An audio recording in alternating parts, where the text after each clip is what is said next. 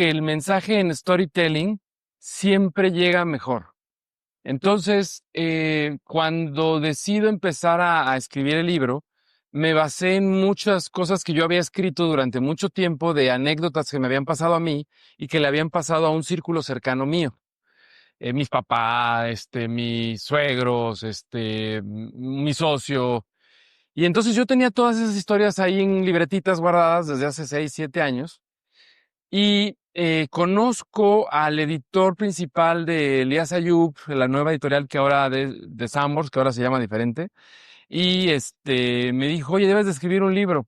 Y él se refería a un libro técnico, tipo los de, pues todos los libros que hay de cómo desarrollar, cómo hacer flipping, los pasos para vender y cosas así. Yo le dije, oye, ¿sabes qué? Yo quiero escribir una novela. Que cada capítulo tenga un mensaje de ese estilo, pero con una historia. Y puta, en que les encantó. Es muy complicado escribir una novela, mucho más complejo porque tienes que unir las historias. Te comento así muy rápido. Esta es la historia de Gio Forastieri, que tiene 80 años y que le cuenta en su cumpleaños 80, después de la fiesta, a su sobrina. Le empieza a contar en base a las preguntas de una niña su historia hacia atrás. Entonces empieza a contar cosas pues de amor, de conflictos, de demandas, de legales, de éxitos, de muchas cosas que van en relación a dos historias que están pasando al mismo tiempo, una en el futuro y una en el pasado, ¿no? ¿Cuál ha Sí. sido el proyecto en el que enfrentaste las dificultades más inesperadas y cómo lograste superarlas? Nuestra área jurídica no se dio cuenta que en registro público de la propiedad ya venía donada el acceso de la calle al terreno, que antes era un camino ejidal, ya aparecía en registro público, pero no en catastro. Había inconsistencias ahí y había un juicio de los ejidatarios de hace como 30, 40 años que nadie le hacía caso. ¿Y por qué no le hacían caso? Porque nadie estaba desarrollando ahí. Entonces, en el momento que metimos una máquina, güey, nos invadieron los ejidatarios. Con razón, con sus razones, pero es un proyecto que tiene 4 años ahí parado. Salí a vender porque, tú sabes, cuando ya tienes todo el tema legal y todo, metes maquinaria para limpiar y arrancas, no a vender, sino a un Friends and Family, ¿no? Y entonces, a ver, vamos a hacer este proyecto, vénganse para acá. No, hombre, o sea, vendimos 20, 30 casas de un proyecto de 150 casitas, así en un día.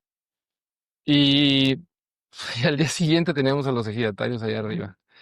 Y no pudimos sacar, no pudimos negociar, el comisariado lo habían disuelto, entonces tuvimos que ayudarlos a crear un nuevo comisariado.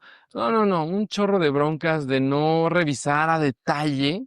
Por eso existían esas broncotas que le pasaban a tu papá, por ejemplo, eh, con ese tipo de lugares en donde llegaban con unos expedientes enormes y pues vamos a darle a ver quién reclama, ¿no? Y pasaba. Claro. Entonces, para entender bien el problema de este proyecto, el problema era, no era El- tu terreno, era no, el camino de acceso. el acceso, según ellos, se los quitaron a la mala y no se los pagaron al ejido. Esto de la inteligencia artificial para revisar los documentos es una maravilla, güey. Porque tú que también eres desarrollador y te entrega un grupo de Gidal o un terrateniente, un expediente de este tamaño diciéndote, mira, pues ya, ahí está, ganamos el juicio, esto es nuestro, vamos a desarrollar algo. Ponte a leer eso, güey. Pues agarras, se lo entregas a tu abogado, ¿no? A tu despacho, te persinas y esperas que él lo lea. Y su equipo. Ahora esa madre se la das a alguien para que le escanee todo, se lo subes a ChatGPT o a cualquier aplicación de este estilo, a cualquier inteligencia, y te da un resumen perfecto, te dice dónde están los riesgos, cuáles son las condiciones, le puedes explicar para qué lo quieres. Y esos datos se los das a tu abogado para que elabore la estrategia. Pero ya te dijo, o sea, ya te dijo, oye, esto no coincide, esta clave acá no cuadra con la de acá, este socio no dice que ha vendido, aquí hay una demanda, aquí hay esto, aquí es... ¿Me explico? Cosas que jamás te pones a leer, a menos de que tengas como mucho, mucho tiempo, si es un expediente de ese tamaño, ¿no? ¿Cuál ha sido el proyecto de mayor envergadura en el que has participado hasta ahora? Tenemos una plaza comercial en Juriquilla, se está construyendo, 5 pisos de estacionamiento subterráneo, casi 60 metros de profundidad. Una torre enorme, tipo el Moscati, tal vez conoces allá en Querétaro el edificio blanco redondo que es muy alto. Ujú. Veintitantos pisos, 22 pisos de oficinas corporativas y un hotel Residence Inn Marriott. Es un proyecto enorme y muy complicado porque está en medio, en la cuchilla donde se une, es la glorieta donde se une Paseo de la República y el Fray Junípero. Entonces nos van a mentar la madre varios queretanos porque pues vamos a cerrar de vez en cuando una calle o luego la otra y son bulevares muy importantes. Entonces es un proyecto bastante interesante. El ingeniero es José Carlos Castillo y la arquitecta Mónica son muy buenos en el tema, pero es un proyecto complejo, es un proyecto complicado. ¿Y cómo funcionan esas negociaciones con Marriott? Es decir, entiendo que antes eran dueños de algunos inmuebles, ahora todo es, No. realmente operan algunos inmuebles, es un contrato a largo plazo, ellos sí invierten en el proyecto, ¿cómo funciona? Fíjate, tienen, incluso está en su página de internet, es muy interesante, se llama eh, Lean Development, una cosa así, es como una manera en la que ellos crecen y por eso son los más grandes del mundo. Ellos llegan a una plaza, buscan a un desarrollador grande que tenga capital y que pueda conseguir pues, los créditos y los permisos. Ellos le dicen, oye, yo aquí están mis estudios, güey. Esto es el estudio de mercado y de todo lo que queremos hacer, no solamente de mercado, de históricos. O sea, mira esto, así me van mis hoteles y esta es la necesidad que tengo. Entonces, con eso firmas un contrato como de arrendamiento con opción a compra, o sea, porque no es como una franquicia como IHG, sino ellos están ahí, pero ellos son los operadores. Ellos no son dueños, ellos son los operadores del proyecto. Pero tú con ese contrato te volteas con el banco y entonces le dices, oye, mira, aquí está todo esto. Entonces el banco te presta. En nuestro caso, el banco nos presta 160 millones. Wallstrat pone 100 millones.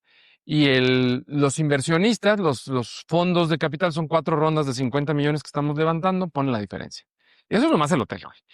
Más la plaza, más las oficinas. ¿Hay algún proyecto en el que realmente te hayas divertido? Estamos comprando tierra yo y algunos amigos en lo personal, no con ninguno de los grupos. Tierra en El Salvador con el buen Bukele. Saludos a Bukele. Este es un lugar extraordinario, dolarizado, con certeza jurídica, a 2 horas en vuelo, este, y que va a recibir mucho capital en los próximos años. Yo creo que mucho capital de gente de México también. Y que después va a regresar. O sea, para que la gente más o menos se dé cuenta, El Salvador es como si fuera Puebla en extensión y en población, más o menos. 5 millones a 6 millones de habitantes. Entonces es como un estado más, pero bien gobernado. Así de paz. Bien gobernado, con mucho crecimiento. Eso es algo muy personal y me da mucha curiosidad, me hace meterme a entender su cultura, sus cosas. En unas cosas están súper avanzados. Por ejemplo, en el tema Bitcoin están súper avanzados. En el tema de la generación de energía. O sea, en muchas cosas están muy avanzados y en otras están como si fuera hace 45 años. Estuviéramos en los 90s. ¿Cuál ha sido No. tu mayor fracaso en proyectos de construcción y qué aprendiste de él? Uno de repente empieza a confiar de más en ya las habilidades que has hecho porque hiciste el proyecto anterior igual y crees que va a repetirse. O sea, en tener un exceso de confianza de algo que ya hiciste bien. Si tú ya hiciste el primer puente y de repente te dicen, oye, ahora hay que hacer ese puente, dices, pues nomás es copy-paste, pues, o sea, más o menos es lo mismo, voy a hacerlo. Y no le pones el mismo detalle que le pusiste al primero. O sea, si nosotros debimos de habernos dado cuenta, es público la compra de un banco, güey. Y hablarles a decirles, oye, ¿qué onda? ¿Qué va a pasar? Ya sé que están en una venta, en una absorción, eh, pues sí, se están fusionando. ¿Y yo cómo quedo? ¿Qué va a pasar? ¿Puedo hacer esto? ¿No lo puedo hacer? ¿Con quién tengo que hablar del otro lado? ¿Me explico? Pudimos haber evitado algunas cosas. Igual pudimos haber parado la venta diciendo, a ver, esto no está funcionando, vamos a parar la venta, vamos a esperar qué pasa, en vez de irnos como gorda en tobogán, pues, porque se estaba vendiendo bien, y pues a vender, ¿no? Cuando se vende, pues hay que vender. Y a veces no siempre es correcto.